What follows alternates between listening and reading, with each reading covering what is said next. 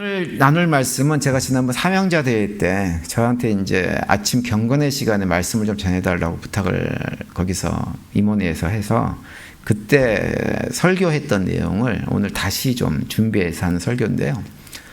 그때는 이제 아침 경건회라서 목사님 15분 넘어가면 절대로 안 됩니다. 시간을 딱 제한해가지고 못하겠어요. 시간 어느 이상 시간 넘으면 안 된다고. 그래서 이제 그때는 사실은 충분하게 본문 설명도 못하고 이제 그렇게 넘어갔던 설교이기 때문에 이 말씀을 우리 성도님과 다시 한번 나눠야 되겠다 이렇게 생각을 하고 오늘 다시 준비해 왔는데요. 그때 했던 설교는 요약본이고요. 오늘 성경이 원본입니다. 그래서 원본 설교를 제가 오늘 해드리려고 합니다. 특별히 이제 제가 이 말씀을 오늘 말씀 나눠야 되겠다라고 생각한 이유는 오늘 여성교회 총회가 있잖아요. 그죠? 그래서 말씀을 함께 나누면서 우리 교회에서 이런저런 그 사명을 감당할 자리에 우리가 부름을 받았을 때 또 그런 역할을 하고 있을 때 어떠한 마음 자세, 어떠한 믿음의 고백으로 그런 사명들을 감당해야 될까라고 하는 것들을 좀 생각하시면서 말씀을 함께 묵상했으면 하는 그런 바람입니다. 그래서 우리가 어떤 사역을 어떤 사명을 감당하든지 그 사명자로서 어떤 사역을 맡은 일꾼으로 우리 살아가는 삶이 정말 복된 삶이 되었으면 하는 그런 바람 속에서 이 말씀을 오늘 준비해서 드리는 것입니다. 오늘 아침에 읽은 본문 말씀을 이렇게 보시면 예수님하고 제자 베드로하고 대화 나누는 내용이 기록이 되어져 있죠. 그런데 여러분 그 대화 내용을 보시면 대화가 굉장히 부드럽고 따뜻합니까? 그렇지가 않죠. 대화가 살벌합니다. 아주 살벌해요.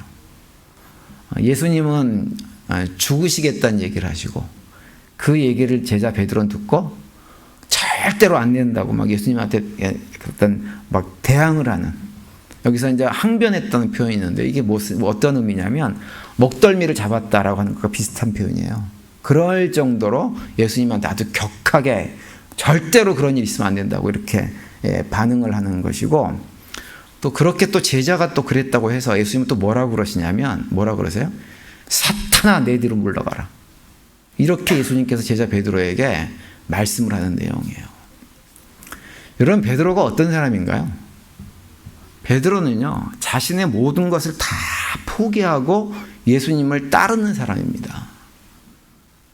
갈릴리 바닷가에서 처음 예수님을 만났을 때 이분이 구약 성경에서 말씀하셨던 바로 그 메시아라고 하는 것을 갖다가 직감을 하고 자신의 개인적인 운명뿐만 아니라 아마도 당시 이미 결혼을 해서 가정을 꾸리고 있었을 것 같아요.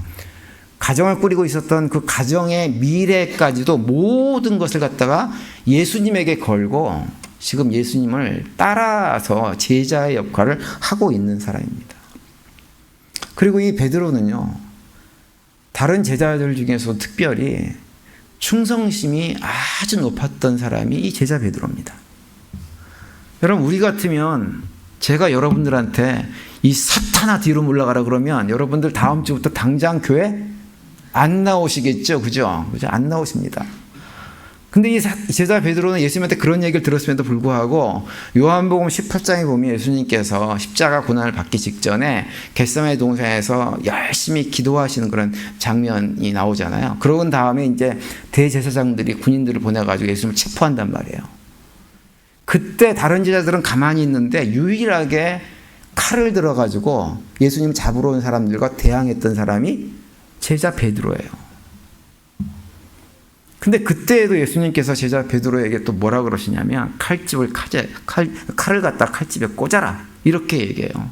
칼로 사면 칼로 망한다 이러면서 제자 베드로를 심하게 책망합니다. 이 복음서를 읽어보면 제자 베드로는 정말로 자기 나름대로는 예수님의 제자로서 최선을 다해서 자기 사명을 감당하기 위해서 애썼던 사람이 제자 베드로입니다. 그런데 그런 제자 베드로의 노력에 비해서 예수님은 반복해서 제자 베드로를 책망하고 있는 것을 볼 수가 있습니다. 그리고 심지어는 마지막으로는 어떤 얘기도 하셨냐면 너가 오늘 밤에 나를 3번 부인할 거야. 이렇게 제자 베드로에게 감당하기 힘든 경고의 말씀까지도 하셨던 그런 얘기를 들은 사람이 제자 베드로입니다. 여러분 예수님은 왜 이렇게 베드로를 엄하게 하셨을까요? 하신 이유가 뭘까요? 오늘 보면 23절에 보면 그 이유가 나옵니다. 베드로가 어떤 모습을 가지고 있었냐면 하나님의 일은 전혀 생각하지 않고 사람의 일만 생각하는 자세를 가지고 있었기 때문에 그런 거예요. 이게 무슨 얘기냐면 제자 베드로가 모든 걸 다 포기했어요. 편안하고 쉬운 길이 있어요. 그냥 바닷가에서 그냥 고기 잡고 그냥 생활하면 그것이 훨씬 편할 수 있어요. 근데 그거 다 포기하고 힘들고 어려운 제자의 길임에도 불구하고 예수님을 따라 나서서 열심히 뭔가를 하고 있는데 그 따름이 지극히 인간적인 욕심 때문에 따르고 있다고 하는 것입니다. 인간적인 욕심, 인간적인 야망, 개인적인 비전, 이스라엘 나라를 회복하실 예수님, 그 이후에 자신들이 누릴 영광, 이런 것들을 마음에 품고 예수님을 따라다녔던 거죠.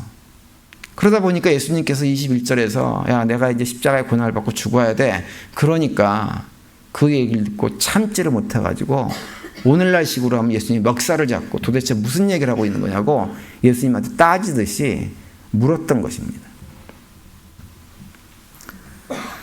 그러다 보니까 예수님 보실 때 제자 베드로가 열심히 뭘 하고 했긴 해요. 그런데 그의 생각하고 행동하는 것들이 다 어떤 것들이냐면 하나님 나라의 일을 방해하고 가로막고 무너지게 만들려고 끊임없이 시도하고 있는 사단이 하는 일과 똑같았던 것입니다.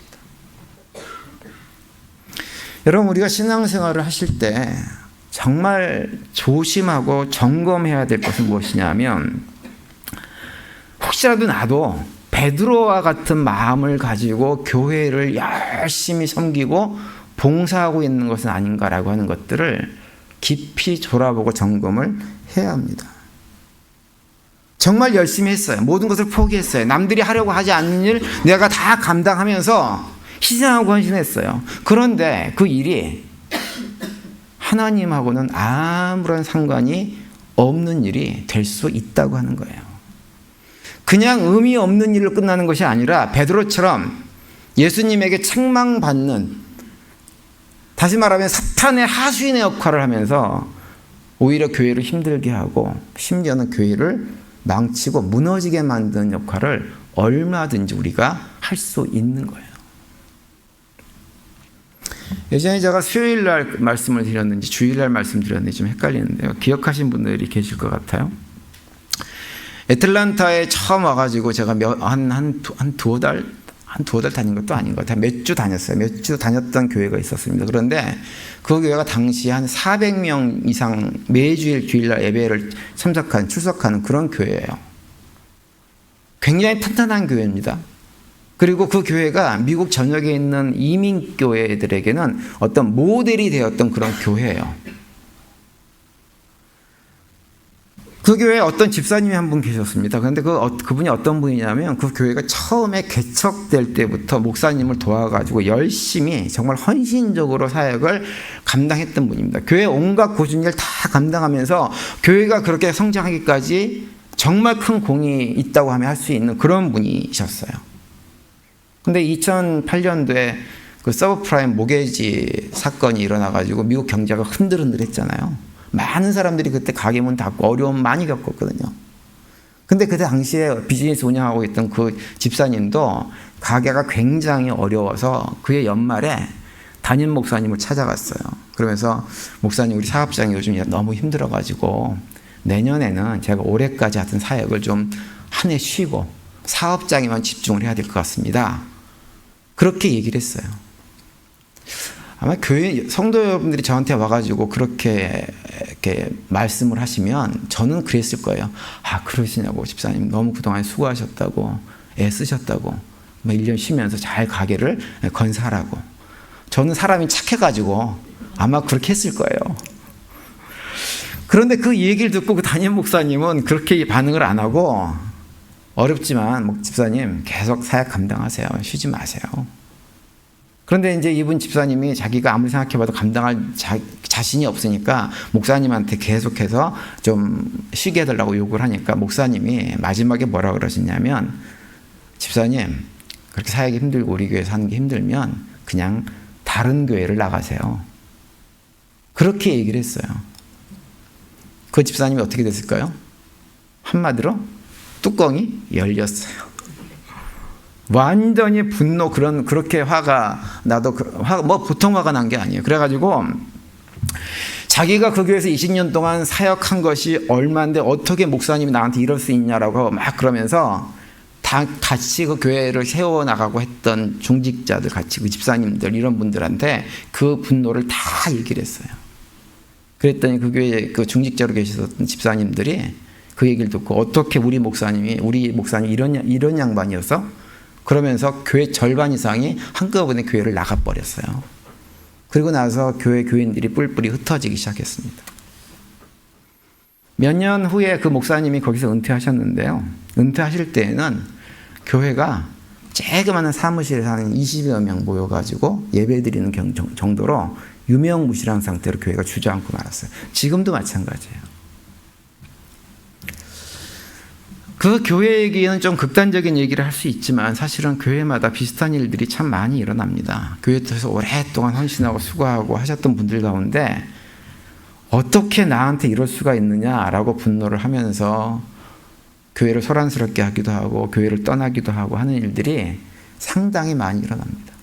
특별히 교회에서 직분자를 세우는 과정 속에서 그런 일들이 일어난 경우가 참 많이 있어요. 참 많이 있습니다. 그런 모습과 오늘 베드로의 모습이 굉장히 오버랩되는 거예요. 비슷하죠. 마태복음에 보시면 예수님께서 베드로와 같은 열심을 가졌던 사람들에게 아주 직접적인 경고를 반복해서 하시는 것을 볼 수가 있습니다. 마태복음 7장 21절에 보면 이런 말씀이 있어요. 나더러 주여 주여 하는 자마다 다 천국에 들어갈 것이 아니요 다만 하늘에 계신 내 아버지의 뜻대로 행하는 자라야 들어가리라, 이렇게 말씀하셨는데요.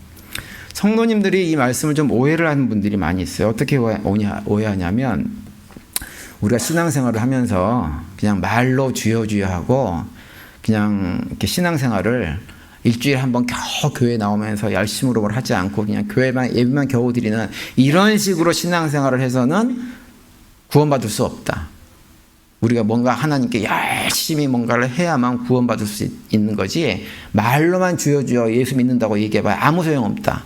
이렇게 이해하는 경우가 굉장히 많이 있습니다. 근데 이 말씀은 그렇게 행함이 없이 그냥 말로만 예수님을 주여 주여 하는 사람들을 향해서 하신 말씀이 아니에요. 여기서 예수님께서 이 말씀을 하고 있는 대상은 어떤 사람이냐면 행함이 없는 사람들이 아니라 오히려 반대로 예수님의 이름을 가지고 열심히 사역을 했던 사람들에게 말씀을 하고 있는 것입니다. 그래서 22절에 이렇게 말씀하세요. 그날에 많은 사람이 나더러 이르되 주여 주여 우리가 주의 이름으로 선지자 노릇하며 주의 이름으로 귀신을 쫓아내며 주의 이름으로 많은 권능을 행하지 아니하였나이까 하리니, 이렇게 얘기합니다.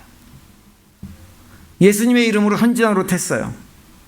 귀신 되어 쫓았어요. 많은 권능을, 많은 일들을 감당을 했어요. 놀라운 사역을 감당한 사람들입니다. 그런데 문제는 뭐냐면 그들이 예수님의 이름으로 그런 사역을 감당한 것처럼 보이지만 사실은 그들이 행한 모든 것들은 하나님의 뜻과는 아무런 상관이 없었다고 하는 거예요. 하나님의 뜻이 아니었으면 뭐였을까요? 자기의 뜻. 마치 베드로가 그랬던 것처럼 자기 뜻, 자기 비전, 자기 꿈을 위해서 그런 일들을 행했다고 하는 거예요. 그래서 23절에서 예수님께서 이렇게 말씀합니다. 그때 내가 그들에게 밝히 말하되 내가 너희를 도무지 알지 못하니 불법을 행하는 자들아 내게서 떠나가라 하리라, 이렇게 말씀을 하고 계세요. 아무리 뭔가를 열심히 해도 하나님의 뜻과는 관계없이 자기 욕망에 이끌려서 자기 비전으로 자기 꿈과 자기 욕심을 이루기 위해서 열심히 행하는 것들은 무엇이냐? 그것은 하나님 앞에서 불법을 행하는 것과 똑같은 헛된 열심이 될 수밖에 없다고 하는 것입니다. 그걸 경고하고 있는 거예요. 비슷한 경고가 마태복음 25장에도 나옵니다. 거기에 보면 마지막 때 예수님께서 양과 염소로 구분을 하잖아요. 양은 이제 하나님 백성들입니다. 구원받은 백성들인데 염소로 구분된 자들이 뭘 주장해요? 자기들도 열심히 뭘 했다고 하는 거예요. 주님을 위해서 열심히 했는데 왜 우리는 염소입니까? 구원받지 못합니까? 라고 따지는 장면이 나옵니다. 근데 그들이 구원받지 못한 것은 무엇이냐? 정말 주님께서 원하는 것을 하지 않았기 때문에 그 결과가 나온 거예요. 그래서 우리가 신앙생활을 하면서 열심히 하는 것이 중요한 것이 아닙니다. 헌신하고 수고하고 애쓰는 것이 귀한 일이긴 하지만 그것 자체가 중요한 것은 결코 아니라는 거죠. 저는 우리 교회 모든 성도님들이 참 많이 교회를 사랑하시고 교회를 헌신하고 수고하시는데 정말 단 한 분도 베드로처럼 예수님에게 책망받는 성도들은 단 한 분도 안 계시기를 간절히 바랍니다. 그래서 우리 모두의 수고가 헛된 수고가 아닌 예수님에게 잘했다, 정말 잘했다라고 칭찬받는 일꾼으로 세워지는 그런 복된 수고들을 행할 수 있는 우리 모두가 되시기를 간절히 바랍니다. 그러면 이제 우리가 어떻게 해야 될까요? 어떻게 해야 우리의 수고와 노력과 헌신이 헛된 수고, 헛된 노력이 되지 않고 책망받은 베드로처럼 되지 않을 수가 있을까요? 오늘 본문에 보시면 예수님께서 베드로를 심하게 책망하시고 나서 제자들에게 다시 이렇게 말씀합니다. 24절에 보시면 이에 예수께서 제자들에게 이르시되 누구든지 나를 따라오려거든 자기를 부인하고 자기 십자가를 지고 나를 따를 것이니라 이렇게 말씀하세요. 여러분, 우리가 신앙생활을 하면서 십자가를 진다고 하는 표현을 참 많이 씁니다. 아이고, 이거 그냥 내가 감당해야 될 십자가라고 생각하지 뭐. 이렇게도 얘기하고요. 아, 내가 이 일을 정말 십자가를 지는 심정으로 감당했어요. 막 이렇게 고백을 하기도 합니다. 근데 이제 그런 표현들 속에서 우리가 알 수 있는 건 뭐냐면 우리가 일반적으로 생각할 때 십자가 그러면 남들이 하기 싫어하는 어떤 힘든 일을 대신 감당하는 것을 십자가로 생각하는 경향들이 좀 많이 있어요. 예를 들어서 요즘은 뭐 그런 시어머니가 있으면 안 되는 세상이 됐지만 옛날에는 못된 시어머니들이 많았잖아요. 그죠? 정말 괴롭고 힘들게 하는 시어머니들이 많이 있었어요.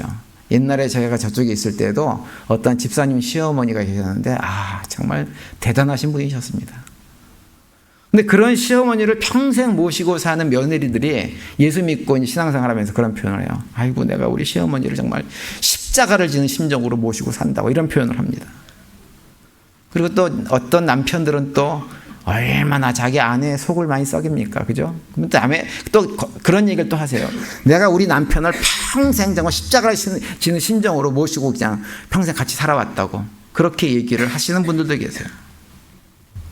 또는 이제 뭐 이렇게 완치되기 힘든 질병 가지고 계신 분들도 이게 내가 십자가다 이렇게 생각하는 분들도 있고, 앞에서 말씀드린 대로 교회에서 남들이 감당하기 힘든 여러 가지 사역 봉사들 대신 감당하면서 그걸 십자가라고 생각하는 분들이 많이 계십니다.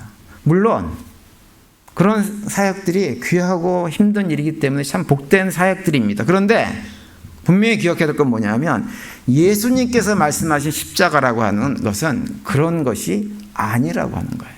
그게 십자가가 아니에요. 오늘 본문에 보시면 24절에 보시면 예수님께서 제자들에게 자기 십자가를 지고 나를 따라오라고 하시면서 그 전제로 하시는 말씀이 뭐예요?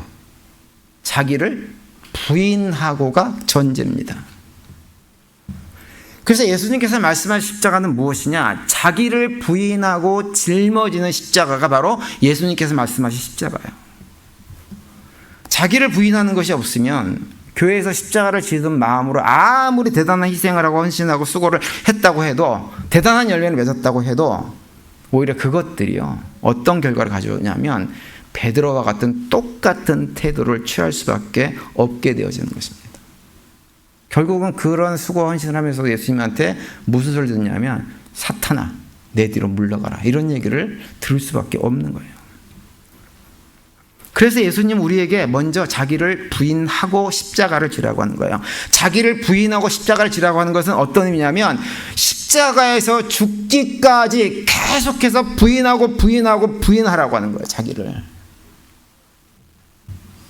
그래서 내가 아무리 대단한 성취를 했다고 해도, 대단한 사역을 감당했다고 해도 그것을 부인하고 그것이 아무것도 아니라고 그런 고백하는 삶을 살라고 하는 거죠. 그래서 십자가를 진다고 하는 것은 우리가 어떤 사역을 감당을 해도요, 어떤 사역을 감당해도 거기에 내 욕심, 내 야망, 내 꿈, 내 생각 이것은 다 내려놓는 거예요. 이게 자기 부인이에요. 이렇게 할 때 진정으로 예수님께서 말씀하신 우리가 져야 될 십자가를 우리가 지고 예수님을 따라갈 수가 있는 것입니다. 근데 예수님은 우리한테 이걸 지고 따라오라고 하시면서 우리한테만 지라고 하신 것이 아니라 예수님이 먼저 몸소 본을 우리에게 보여주셨습니다. 그래서 예수님은 우리한테 너희들이 정말 나의 제자가 되기를 원하느냐, 나를 따라오기를 원하느냐, 그러면 그렇게 날 따라오기를 원하면 내가 가는 것처럼 자기를 부인하고 너희들도 너희 각자의 십자가를 지고 나를 따라오라, 이렇게 말씀을 하고 있는 거예요. 그래서 우리가 잘 아는 빌립보서 2장 5절에 보면 이렇희 말씀하죠. 너희 안에 이 마음 품으라, 그 그리스도 예수의 마음이니, 이 말씀을 하고 있는 거예요. 예수님께서 걸어가셨던 그 길, 그 마음을 마음에 품으라고 하는 거죠. 닮으라고 하는 거죠. 그러면서 그 마음이 무엇이냐? 6절과 7절에서 이렇게 말씀합니다. 그는 근본 하나님의 본체시나 하나님과 동등됨을 취할 것으로 여기지 아니하시고 오히려 자기를 비어 종의 형체를 가지사 사람들과 같이 되셨고, 이렇게 말씀하세요. 높고 높은 보좌에 계셔야 될 하나님이세요. 하나님과 똑같은 하나님이세요. 그런데 그 자리를 스스로 버리고 낮고 천한 인간의 육신을 입고 이 땅에 오셔가지고 무엇으로 사셨냐면 스스로 종의 형체로 사셨습니다. 그리고 그것으로만 끝나지 않고 십자가에서 말할 수 없는 억울하고 분하고 부당한 죽음을 예수님께서는 당하시기까지 처절하게 낮아지신, 처절하게 자기를 부인하신 분이 예수님이고, 바로 그 예수님의 마음, 그것을 기꺼이 받아들인 예수님의 마음을 우리에게 닮아가라, 이렇게 말씀을 하고 있는 것입니다. 예전에도 한번 말씀을 드린 것 같은데요, 우리의 신앙생활이라고 하는 거, 교회 생활은요 다른 것이 아니에요. 그 예수님의 마음을 닮아가는 것이 신앙생활의 과정입니다. 예수를 믿는 순간부터 이 세상을 떠나는 그 순간까지 우리의 믿음의 여정은 무엇이냐면 끊임없이 그 예수님의 마음을 닮아가는 과정 속에 있는 거예요. 결국은 뭐냐면 끊임없이 나를 부인하다가 예수님이 그러셨던 것처럼 우리도 십자가에서 내 목숨을 내놓는 것, 거기까지가 우리가 해야 될 일입니다. 그래서 우리 신앙생활을 하면서 우리가 아무리 대단한 희생을 하고 헌신을 하고 고난을 감내하고 대단한 열매를 맺었다고 해도 우리는 아무것도 자랑할 수가 없게 되어질 때, 그때 무엇이 되느냐? 예수님의 마음을 담게 되는 거예요. 그런데 참 답답하고 안타까운 건 뭐냐면 우리가 교회에서 그렇게 헌신하고 수고하고 애를 쓰고 남들이 감당하기 힘든 어려운 사역들을 감당하게 되어지면 어떻게 되냐면 예수님의 마음을 닮아가는 것보다는 그 반대의 결과가 오는 경우가 훨씬 더 많은 것이 우리의 안타까운 우리의 현실입니다. 그래서 베드로가 예수님에게 들었던 그 책망, 사탄아 내대로 물러가라, 너는 하나님의 일을 생각하지 않고 사람의 일만 생각한다라고 하는 그 책망을 듣는 자리로 떨어져 버리는 경우들이 많이 있습니다. 그래서 교회가 내 생각대로 해주지 않고, 목사님이 내 말 들어주지 않고, 성도들이 나를 인정해주지 않고, 그래서 내 뜻대로 되지 않으면 내가 그동안에 수십 년 동안 이 교회에서 한 것이 얼마인데, 헌신하는 것이 얼마인데, 그 얘기를 계속하는 거예요. 그리고 끝까지 내 고집대로 내 생각대로 주장하다가 안 되면 본인도 영적으로 괴로워지고 교회도 힘들어지는 그런 상황을 만드는 경우들도 꽤 많이 있는 것입니다. 저는 자기를 부인한다라고 하는 이 표현을요, 좀 달리 표현 어떻게 표현하냐면 본전 생각을 하지 않는다, 이런 표현을 써요. 본전 생각을 하지 않는 거예요. 내가 누군데, 내가 어떤 사람인데, 내가 얼마나 많이 교회를 희생했는데, 헌신했는데 라고 하는 내가 무엇인가 한 나의 본전, 이것을 생각하지 않는 것이 자기를 부인하는 것이라고 저는 생각을 합니다. 예수님 따라가기 싫고 예수님의 제자가 되고 싶지 않은 사람들은 열심히 자기 본전을 생각하고 주장해도 상관이 없어요. 그런 분들은 그냥 그렇게 살면 돼요. 왜냐하면 세상 사람들이 다 그렇게 사니까. 그렇잖아요. 세상 사람들이 분노하는 이유는 내가 한 본전이 있는데 본전을 사람들이 인정해 주지 않을 때 분노합니다. 세상 사람들은 그러고 살아가요. 그런데 우리는 아니에요. 우리가 정말 예수님의 제자가 되기를 원한다고 한다면 본전 생각을 하지 않는 것입니다. 본전 생각하지 말라니까 어떠세요? 억울하세요? 알아주지도 않은 헌신과 봉사 나한테 하라는 거야, 뭐 이런 생각 혹시 드세요? 사실 저는 제 자신만을 보면 여러분들한테 그런 것들을 요구할 자격이 저한테는 없다고 봅니다. 그러니까 이규 목사를 봐서 본전 생각을 하지 않는다 생각은 하지 말아주세요. 우리가 본전 생각을 하지 말아야 되는 가장 큰 이유는 무엇이냐? 예수님을 봐서 본전 생각을 하지 않는 거예요. 왜 그러느냐? 정말 본전 생각을 하자고 생각을 따지면 정말 아깝기로는 예수님보다 그 본전이 아까운 분이 아무도 존재하지 않아요. 제가 여러 번 그런 말씀 드렸죠. 예전에 있던 교회에서 처음 거기에 부임해가지고 한 3년 동안 어떻게 했다 그랬어요? 새벽마다 펑펑 통곡을 하고 울면서 지냈어요. 거의 3년을. 그 통곡을 하면서 그렇게 지내다가 어느 날 새벽에 하나님께서 저한테 뭐라고 물어보냐면, 야, 규훈아, 네가 나보다 더 억울하냐? 나보다 더 분하냐? 나보다 더 화가 나냐? 나보다 더 부당하게 너가 취급을 받고 있냐? 라고 저한테 물으셨습니다. 그 음성을 제가 마음속에 이렇게 들려주시는데 아무 말도 할 수가 없었어요. 그리고 확인했어요. 아, 나는 아무것도 아니구나. 주님에 비하면 정말 아무것도 아니구나. 그리고 제 마음속에 있던 그 억울함들, 분함들, 화남들이 조금씩 가라앉기 시작했어요. 물론 한꺼번에 가라앉은 건 아니에요. 그 뒤에도 계속 막 펑펑 울고 그런 시간이 있었지만 그 다음부터 그것이 가라앉기 시작했어요. 따라서 우리 교회 성도님들도 예수님을 생각해서 예수님께서 말씀하신 대로 자기들을 부인하고 자기 십자가를 짐으로 해가지고 우리 모두가 다 단 한 분도 사단의 일꾼으로 쓰임받지 마시고 예수님의 제자로 예수님의 귀한 일꾼으로 쓰임받는 우리의 삶이 될 수 있게 되기를 간절히 바랍니다. 그리고 마지막으로 이제 한 가지만 더 간단하게 생각해 봐야 될 건 뭐냐면, 그러면 우리가 신앙생활을 그렇게 해나가면서요, 왜 자꾸 그렇게 자기 자신을 부인하고 십자가를 져야만 할까요? 왜 성경은 예수님 우리에게 그것을 요구하셨을까라고 하는 거예요. 하나님 우리 부려먹으려고 그러셨을까요? 그건 아니죠. 그죠? 제가 늘 말씀드리지만 하나님은 우리를 부려먹어서 이득을 취하실 것이 단 하나도 안 계세요. 단 하나도. 아무것도 없으세요. 하나님께서 우리에게 이렇게 하라고 말씀하실 때는 다 누구 때문이에요? 우리 때문이에요. 우리를 위해서 그렇게 말씀하시는 거예요. 왜 우리를 위해서 그렇게 말씀하시냐? 하나님께서 우리에게 원하시는 건 뭐냐면 예수님께서 누렸던 영광, 그 승리를 우리도 누리며 살기를 원하시기 때문에 그렇게 요구하는 거예요.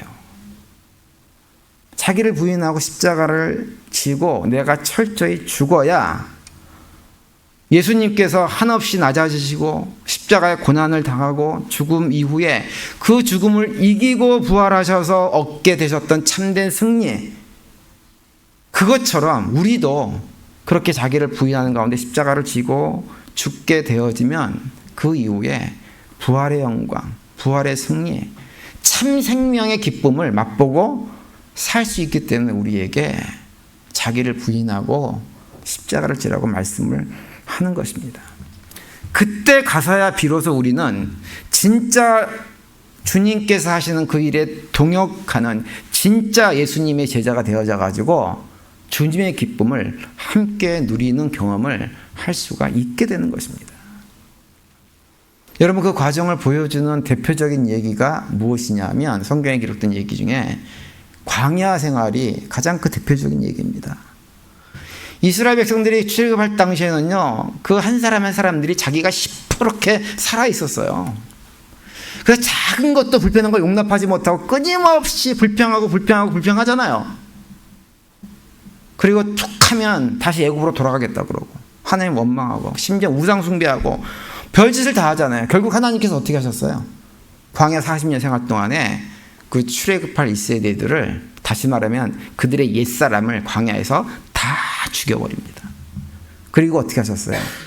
1세대가 다 죽고 출애굽 2세대가 영광스럽게 약속한 그 약속의 땅에 영광스럽게 입성하는 것을 우리가 성경을 통해서 알 수가 있습니다. 우리의 교회 생활은요, 그 영광스러운 자리에 들어가기 위한 여정이에요. 그런데 그 영광스러운 자리에 들어가려면 무엇을 해야 되냐면 이스라엘 백성들이 광야에서 죽었던 것처럼 우리도 이 믿음의 여정을 통해서 끊임없이 내가 부인되어지고 내가 스스로 할 수 없으니까 억지로라도 부인되어진 자리로 내려가고 십자가를 지는 자리로 내려가는 것들을 경험하는 것이 믿음의 여정입니다. 사도행전에 보면 스데반 집사가 죽기 전에 설교를 하면서 한 설교 내용 가운데 어떤 얘기를 하고 있냐면 우리의 이 교회를 갖다가 광야 교회다 이렇게 표현을 해요. 여기는 온실 교회가 아니에요. 광야 교회라서요. 힘들고 어려워요. 끊임없이 나를 부인하게 만들고 기분 나쁘게 만들고 상하게 만들고 우라통 터지게 만들고 억울하게 만드는 일들이 끊임없이 일어날 수밖에 없는 곳이에요. 그런데 그 모든 과정이 무엇이냐? 우리를 그 영광스러운 자리에 들어가게 하기 위해서 우리가 스스로 못하니까 그 광야 교회를 통해 가지고 하나님께서 우리를 그 자리로 몰아가시는 것입니다. 그래서 우리가 본전 생각을 결국은 내려놓게 되어지고 그런 마음을 갖게 되어지면 이제는 영광의 자리에서 참 기쁨, 아무리 환경과 관계없는 기쁨을 누리면서 살 수가 있게 되는 것. 그것을 하나님께서 원하시기 때문에 우리를 그런 자리로 인도하는 겁니다.